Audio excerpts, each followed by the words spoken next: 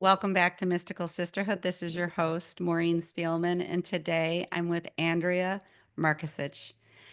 Andrea, you are a beloved colleague of mine. I think we've sat in virtual classrooms together for, gosh, I'm losing count of the years now, 3 or 4 years, it seems like, in Susie Lula's spiritual psychology.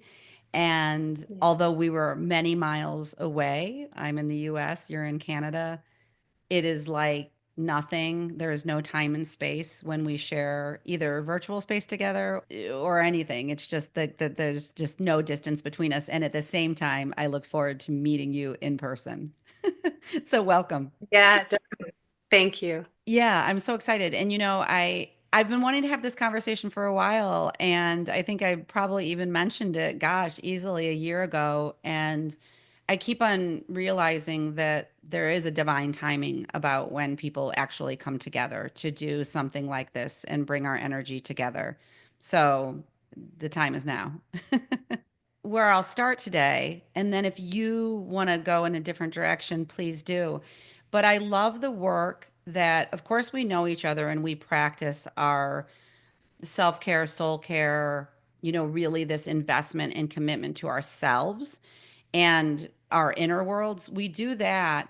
But I want to start with today your work around your company, Inspirational Walls. And I'll just use that as like a cornerstone, a foundation to begin the conversation. But if you want to dive in there and share with the audience, what is your company and what is your mission and what are you up to? Yeah, my mission is kind of changing right now, but so what I do is I do designs in schools, and now it's becoming designs in homes and things like that as well. But I started this business when I was 7 months pregnant with my third born son. And I started it really because as a mother and a woman, I wanted my own bank account and I wanted my own power, like if I wanted to go buy a sweater or have say with the finances. And I felt like I needed that, like a little bit of control in order to be able to have that. And I wanted to be able to go on field trips. So I wanted this idea of running my own business was kind of like I can be a stay-at-home mom and also generate an income that fit around my family. So now my kids are like 26, 23, 20, and 16. The why has expired. The reason I started this business was to like have that time with them, pick them up after school, and they're obviously they don't need me like they did before. So I went through this period where I thought, well, the business is now done because there wasn't enough passion or interest for me. So I was actually trying to exit the business for quite a while. Wow. I And didn't know that. Yeah. yeah, to be honest, I was kind of resenting it because I thought when your why expires on something, there's like a resignation. So then it became more of a duty to do this work. And I would be told all the time because a lot of the work is really inspiring in schools. So people would say, "Oh, you're making such a difference." And I get that, but I wasn't feeling like aligned anymore with what I was doing. And I don't know, I guess through all this soul care work, I started to realize like our inner voice really matters and Mm. what we're saying to ourselves really matters.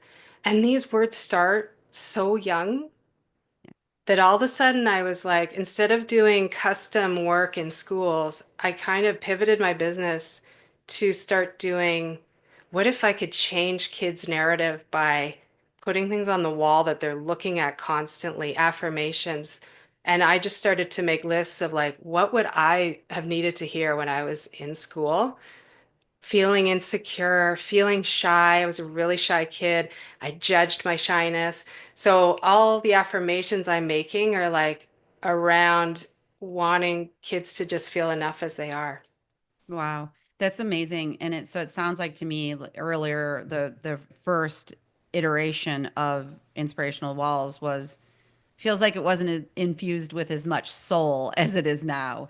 And that maybe it Yes. was a job and like you're saying like it was driven by a need to or a desire to sustain yourself financially, which is beautiful too. Like, what a beautiful thing, because so many of us, I think, who stay home lose that part of ourselves. And I can Yeah. say that now. And, we know every part of our life is exactly as it should be.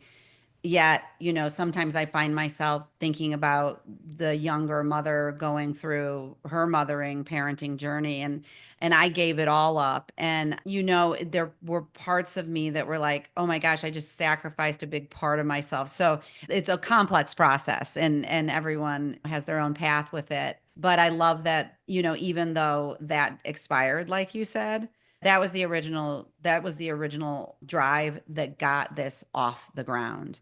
And so, Yeah. did you quiet it for a while as it was kind of alchemizing into something new, or did it just lacked the passion at the time?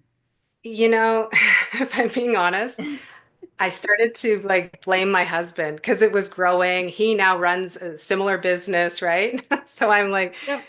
you're making me do this now. And I projected all this onto him. He was so supportive. He would say to me, like, work less, do whatever, but just, I want you to be happy. When you're unhappy, it's not nice around here. And Hmm. so for a while, there were times when I took a break. There was times then that I'd want control because I'd hear, oh, I know I need to be involved in that project. So I'd get back in. But there were years where I was not sure. And even Yeah. when I went through soul care, I thought, okay, maybe I'm going to pivot and become a coach. Hmm. And but I love visual creativity. So I kept on being kind of pulled in that direction. Actually, if we could talk about my book for a second, because this kind of ties into it. But Yes. one day I was talking to Nandi, who you know, and I said, like, I just want to shut it down. And at the time, I was like building a store, but I didn't really know how I was going to do it. And I turned off my Shopify store, Mhm. and I was like, this weight went off my shoulders. I was like, oh, this is what I wanted. And I went in the bath with my journal and I actually sat down, like got in the bath and I wrote and I was like, my identity has become a business owner. Who am I if I don't have this business? Like the such a common answer question, what do you do? It's not Okay. what do you like to do? It's like what do you do? What do you do for a living? And I had become like almost married to this business. It was very hard to break away from it. But when I shut it down that night and I felt powerful, and then I went in the journaling, I wrote this thing and I was like, could I be enough? Could I be enough without this? Like, can I love myself unconditionally without this thing that's defined me for so long? And I've gotten so many compliments about it. And I was like emotional and I was writing and I felt this like, I don't know, like a freedom. And it turned into my book. That journal entry was actually, wait a minute. So, what if everybody's feeling this way? What if I've been driven since I was a kid to just keep doing things because I wanted to be enough, right? What if I came from an energy of I am enough and I don't need to do anything, but what would I like to do? And that's when the real energy so I turned my website back on and Mhm. I got really energized about it. And that's really where it came from. I love that because, we talk a lot about just the universe supporting our process, and this idea that it's just like everything, like, look how pristine that what you needed to turn off the Shopify in I order to know. understand something deeper within you. And then you came to the answer. And isn't that interesting? The thing that we vilify or make wrong or bad, or as the reason we're feeling the way we feel, may not actually be the thing, but then you kind of took it to like the underlying question: can I feel enough? Am I enough without this identification? And then, yeah, and it's interesting too, because we're having this conversation about, what this business has meant to you over these years, and it's like one of these teachers in life, right? And at the same time, tomorrow you can make another decision. You've changed these Yeah. paths, and like giving ourselves permission, if that works for our lives, if we can afford to do that. But it reminds me of what you're saying is like your investment in your business and the creation of it is almost like equal in some way to like how we go get these master's degrees, or I have a master's in speech pathology, and gosh dang it, like giving that up, I paid for that membership, which was like $250 a year, to the governing body for 20 years. And I just gave it up. And so interesting. I think it was, what are we in May of 25? I probably gave it up in the fall of 23. So a year and a half ago, let's say. And there have been times where I'm like, God dang it, you could still be a speech pathologist. What are you doing? They're needed everywhere. And then I remind myself, like, Maureen, that part of you, it was just kind of dying off. It's okay. You can bless Mhm. that phase of your life. But that, I just want to say, that was my road. And that voice will pop up as I'm doing the coaching world, that's sometimes like, getting it off the ground, right? Yeah. But I knew that wasn't my path. But that's a lot to say, your business has been your teacher, and your PhD level degree in some way, and so many beautiful things. But yeah, like anything with that reflection before I want to talk about the book, but anything that's coming to mind. Well, yeah, I also love Michael Singer and I listen to a lot of his courses. And one thing that would sit with me a lot is anything you don't like, great, lean into it. It's a spiritual experience. There's something there for you. And I'd be like, there's nothing here for me. Like, how is this spiritual? I'm resisting. I want to leave this business. Like, so I get it. Like it actually feels like, oh my gosh, I'm not saying we don't complete things. I think that's an amazing thing too. But I have a really young memory of being with my dad at a place in Toronto when I saw, a caricature that draws like a cartoon of a person. So he was Yes. sitting there and he looked content. He had a music playing and he was drawing a little kid.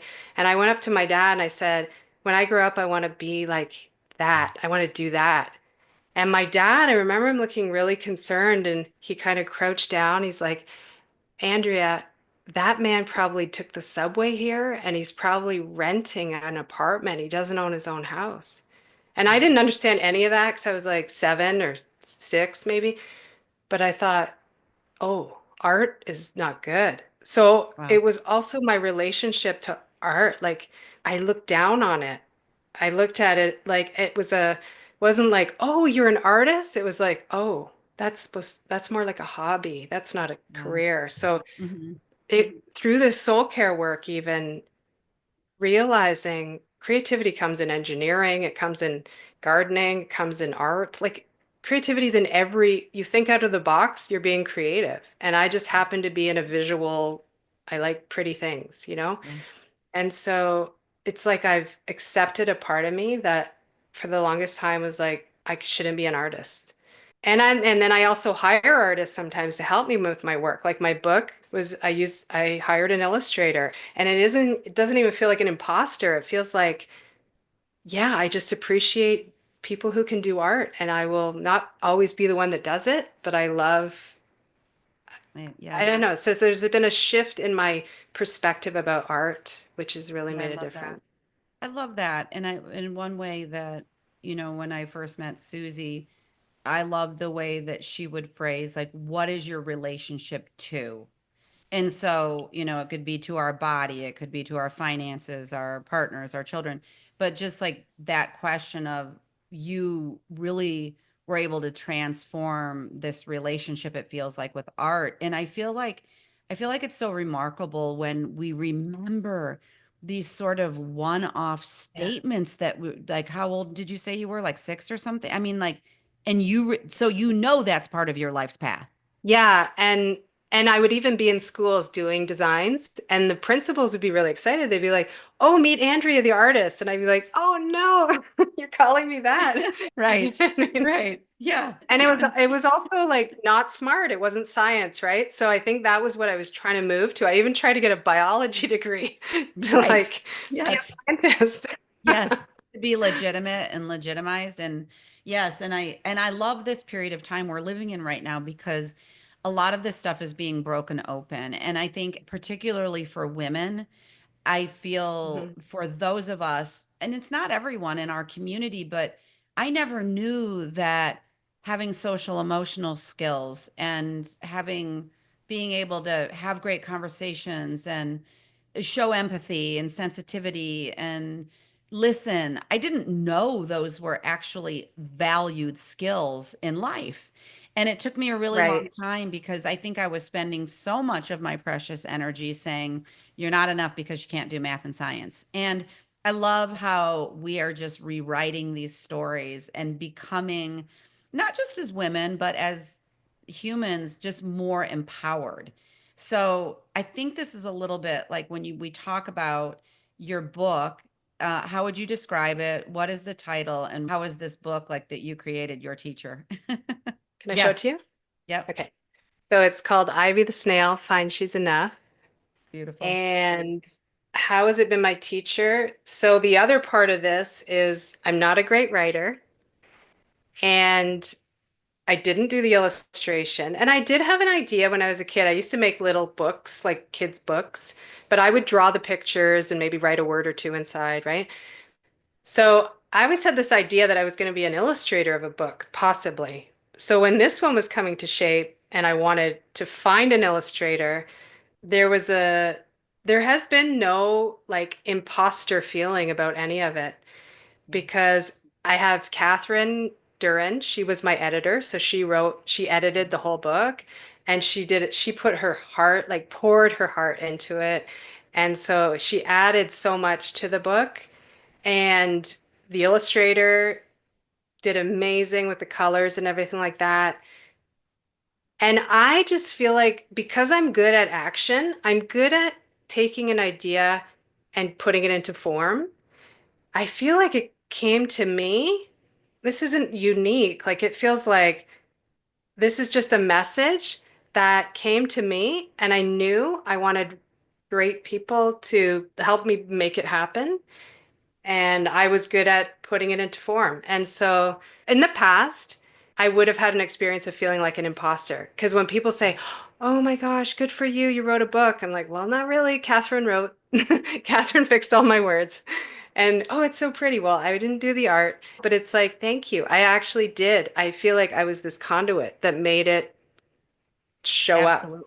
And it's a kid's book, but honestly, the feedback I'm getting from it is it's touching moms more than it's actually for the child. Yeah. The child likes the colorful pages and things like that, but for moms to read in like 26 short pages that they're enough just as they are, I feel like Oh, wow, it's like a really short book to remind us all we're just enough. And I love that. it's like Yeah.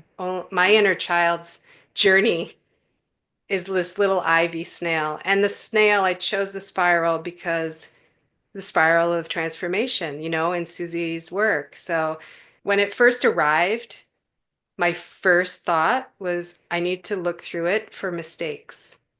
And I was like, oh no, I've got all these books, and what if there's a mistake in it? Then I'm not okay, you Right. know? Hmm. And I found a mistake. Actually, I didn't find it, my son found it. And then I was like, okay. Like it took me about an hour to really digest it. And then I thought, wow, I don't have to be perfect. That's actually what Hmm. this book is about. So It's beautiful. there you go. Yes. And we catch those voices of the ones that like the old the old Yeah. shame voice that comes running in and Yeah. it's like, "Oh, you got here fast." And I so, know. right? But then you were able to go through the process of it feels like so much awareness and I think there's just so many things to say here. I would just remark too that beautiful that you're getting that feedback from the adults and the messages we need to hear.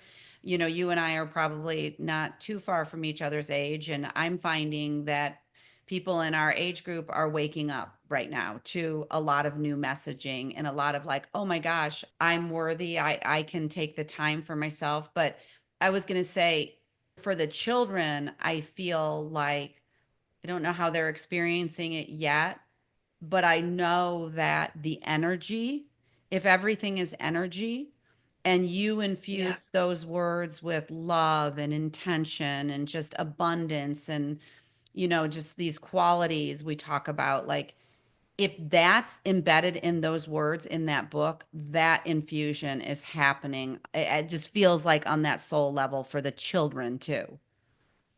Yeah, you're Mhm. so right. And they also might not have the language, and that could be why they're just saying, "Oh, it's a good book." They're not going, "Oh, I'm not going to judge myself anymore." They don't have all that language. Yes. But yes, you're right. Yeah, I It's feel this like it's complete. you're planting the seeds. Yeah, And it's like we know that the seeds can be under that soil. And then with the children really being astute observers right now, like they're going through a transformation of their own.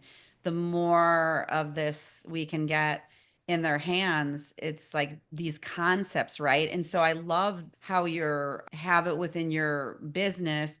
Now you've got this conduit of the book. Who knows where this will go? Who knows? The sky's the limit, right? And I love just like this idea of infinite possibilities and reminding one another. And then you're talking about Catherine's brilliance coming through. And I personally love, love, love being in communities where we can so see each other and say, yeah, you're brilliant. And sometimes we say you're brilliant before that person can say, I'm brilliant.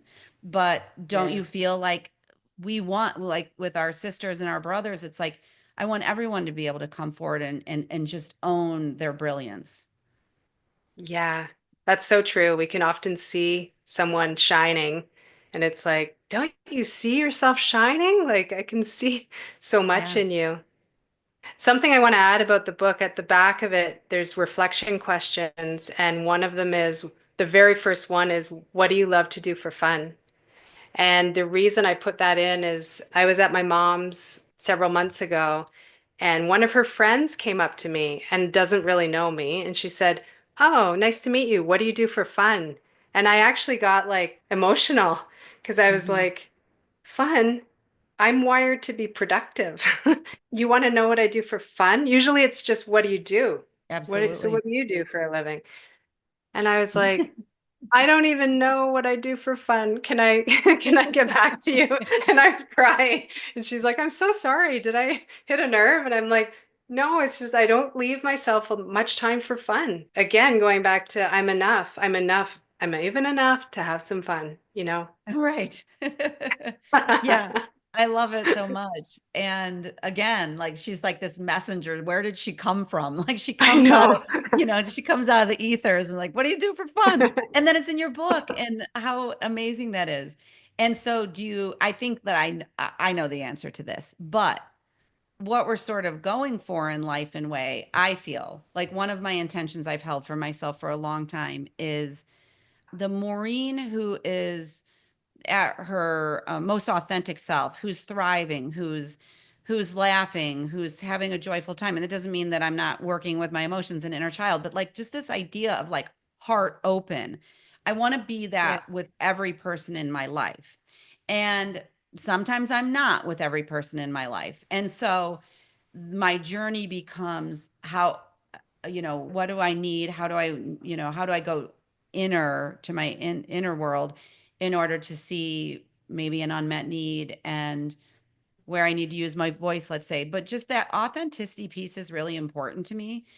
And so I think, I don't know if you ever think of it like this, like across the domains of our life in a way. If we have an area that's a holdout area and I don't know, we're not being our most authentic, then we're not really I don't know, we're not yet shining our authenticity fully. I don't know if I'm making sense. Yeah. And I think that Yeah, definitely. I heard someone say once, like, the way you do one thing is the way you do everything. And I'm like, what does that mean? And I almost didn't like it because I probably knew that there was a truth in there. But I think that's what I'm talking about is the way I do one thing is the way I want to do everything. And Mm. and back and forth. So do you feel that way, like that you also have these through lines, like the Andrea that shows up for work, shows up writing books, shows up with friends, shows up with family? Like, is there an intention you hold for yourself in your life? Yeah, and it's funny because as my website was developing and this book was coming into form, there was a part of me that was kind of feeling uncomfortable because I thought these are all children's things and I need to adult, I need to be an adult. And why am I creating all these children things, you know? And we talk a lot about inner safety in the soul care community, and I had to like allow myself to be let my I'm a silly, goofy, playful person, and I've pushed that down so much Mhm. to try to be this adult, you know? And so my expressions happen to be child form things right now. And that liberates me to like I just drove home about an hour, an hour ago, blasting music from the 80s in my car, and there's a playful side of me that is showing up that I want to create more safety for that I've been trying to suppress for a really long time. I love that. So, Yes. It's so beautiful and sometimes born of who we had to be when we were young people. yeah. And another thing is when I realized, oh no, it's all these kid things and I'm silly and but I'm 50, like so there was this like judgment on myself. And then I thought, wait a minute, kids' toys are built by adults. Kids' Yes. jungle gyms are built by adults. Like adults make a lot of kid-oriented things.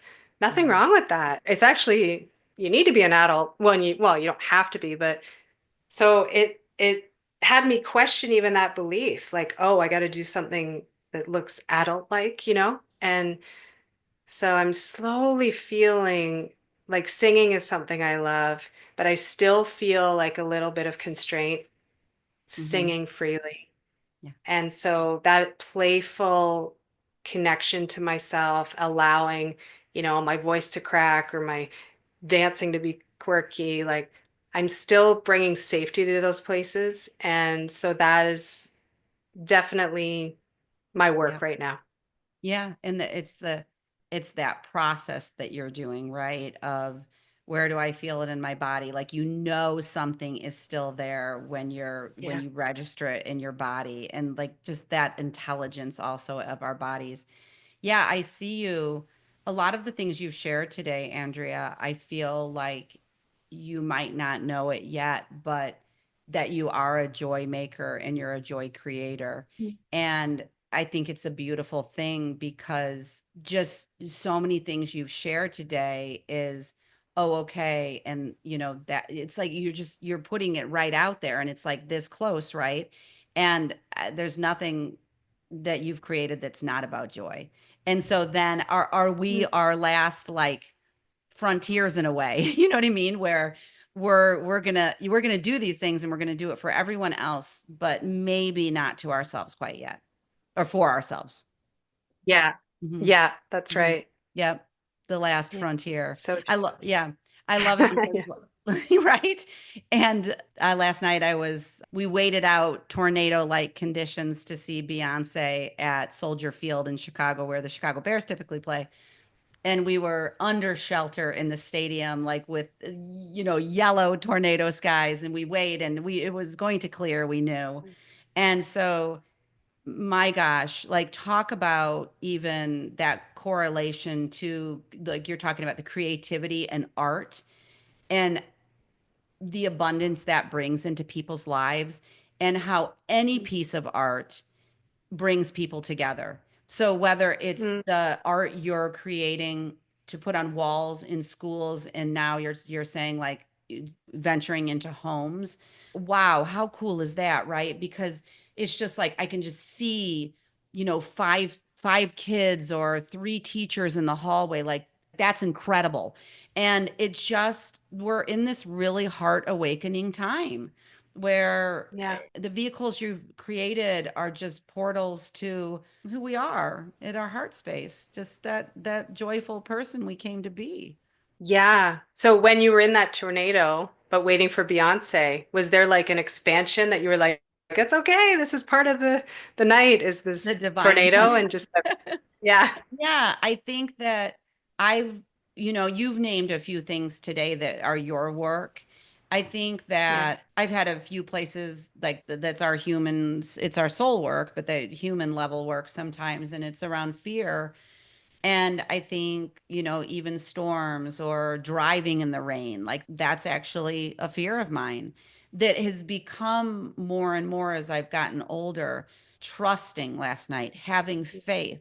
I don't think I ever would have been the person to stay home because a tornado watch was like it wasn't a warning, it was a watch. Like, let's not be crazy. But I trusted and we got under shelter and it was kind of beautiful because they kept on saying over the loudspeaker like stay put for about an hour. But the people Wow. were so calm. Everyone was working together. No one was encroaching on each other's space. It was as it should be, really. And so yeah, just to wait it out. Like, isn't that a nice metaphor for just wait out the storm? Because when we Yeah. makes me want to cry, like wait out the storm and the sunshine will come and the clouds will part. And it takes commitment to ourselves. Yeah. Like, what would you say about that? Like, what has been like the magnet or the thing that pulls you forward to keep on tending to yourself? Because just do you just increasingly know that it's about you and just creating that safety and that field of non-judgment and just all these beautiful aspects that you may have yearned for as a kid. I would say that is where parenting comes in for me. Mm, I'm very motivated to keep the place clean, not physically, I'm talking more energetically for these boys because I want them to feel safe and I want them to feel expansive. So when I see anything in them that resembles a wound in me, I'm immediately, here's my work, here's my work. yeah, For sure, sometimes the work is definitely coming for me, like directly for me. But if I see anything in them, I know what happens is I clean up my mirror and I see an impact on their mirror. And yeah, so they're my people. They're my driving yeah. force and my It's biggest so teachers. That's Yeah. beautiful. And I'm thinking in your process too is having the safe places you go when you are cleaning off your own mirror, having those safe places, like we really have to say this, that if you're a listener and you're seeking a safe place, I'll just say that yourself, myself, the people we have trained with Susie's coaching, so much integrity and really at the heart of the matter, safety, just such integrity and honor of our individual processes. But I really have found on my journey that having the safe places is it's gold. It's and that I feel like through the just the portal of Mystical Sisterhood is like, let's get these messages out here. Let's let people know. Let's because the work is expanding and the beauty of the work is here for you. Yeah. And on that line, if you look at our community, there's a lot more women than men. And that is another thing. My husband and I had an argument a few months ago, and I have people I can reach out to, right? Mhm. I'm struggling with this or whatever it is. And I came upstairs and I thought, I'm going to sit and not reach out to anyone to see what it feels like to be him in this fight. Mm. And it was actually really painful. It was Wow. like such a Mhm. lonely place. Yeah. And I feel like culturally and that for the health of the world, men need way more support. Men need room to be that safety. We are leaning into it slowly in these places, but I feel like men are, they've been trained in a very hard, keep it all in, stay strong for everybody. And that I find really challenging. Having four sons and, my husband, I want them to find those places that are safe for them. Yeah, I love that. And it's really speaking to as man who is raising a family or even not, trying to break or transform seriously multi-generational patterns that come down about suppressing your needs and putting yourself aside. I mean, we talk about that sometimes. Is just like, I think because not just in soul care but in general, women tend Yeah. to, especially like in their 50s, like what are the things women are kind of getting out from under, but men are too, and there's a lot of Yeah. limitations and expectations for them. So it's such a good point and just such a call, like a beacon call for men Yeah. to join in the conversations in groups and it's funny because, I'm sure Joe will listen to this, but Joe is our beloved, and there have been a few other men along the way in the coaching, but he's like our figurehead, right? And Yeah. we need more Joes, Yeah, and we do. for real. I know. But also I think like turning towards each other as men and women, and I think it's always that curiosity and willingness to kind of go there and see what's there for you. So I love that you Yeah. shared about that. I think it's really true. Hmm. Yeah. Yeah. Andrea, as we kind of like, round out our time together, is there anything I always ask at the end these days, if there's any message that is coming through you or to you that you'd like to share and impart to the listeners today? And I love this question because it's not pressure, but it's just like, oh, this is like an imparting thing that I just want to imprint here. I feel like what you said earlier about divine timing, even I have been a shy person. So even coming on a podcast is like a first step for me in showing up. And while I want to share things with people and share about my book and things like that, there's a part of me that still needs safety for myself. I still need to take care of myself and take baby steps as Yeah. I integrate things and expand. But otherwise, if I just start doing things and putting myself out there a lot, I will get freaked out. So I Hmm. feel like there's a responsibility we have once we connect to ourselves to take it slow and to really allow that timing to be our own instead of, okay, now you should do this and do it really fast. Like, I feel we don't need to do anything fast. Snails are very slow. And the main character in my book is a snail. And I love that he's got a shell because I was just saying this morning, a shell is a very safe thing. And if you go near a snail and they get scared, they're going right back in their shell. And that's a very Wow. smart thing to do. Yes. So Yes. Yeah. I feel like we need to honor ourselves and drop expectations of Love what that. we think we're supposed to be doing and just Mhm. allow our own speed of our own life to unfold. It's the most gentle way to live, I feel. Yes. Yes. It's a perfect share and kind of ending statement here. And it's for me, and I think it's for a lot of the listeners. And to me, that says you're okay. You're okay right where you are. And I have that part of me. And it really is like reforming for me because I really believe that if you are like in this solopreneur space, the first few years of this for me have been so much noise, so much should and you have to and pay me for this and Instagram and TikTok. Like it will make your head spin. And so I love your message because I think as we are moving in to feminine first and the divine Yes. feminine, this is what we are being called to honor that because that's a Yeah. slower pace. That's an allowance of what do we need. It's paying attention to our needs. So I love it. I'm on board. And when you see me needing that reminder, and I'll do the same for you. Yeah, that So sounds good. is your book available for wider release or not yet, Andrea?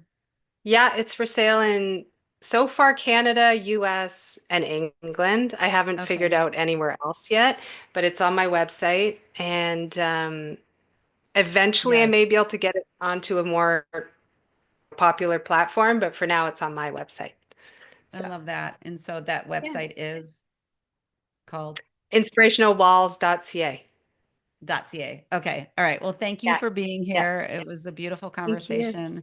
Yeah. And thanks to the Yeah. listeners. And we'll see you in the next episode. Thanks for listening to this episode of Mystical Sisterhood. To learn more about my one-on-one coaching programs or join the Mystical Sisterhood membership, visit MaureenSpielman.com or mysticalsisterhood.com. Thanks so much. I'll see you in the next episode.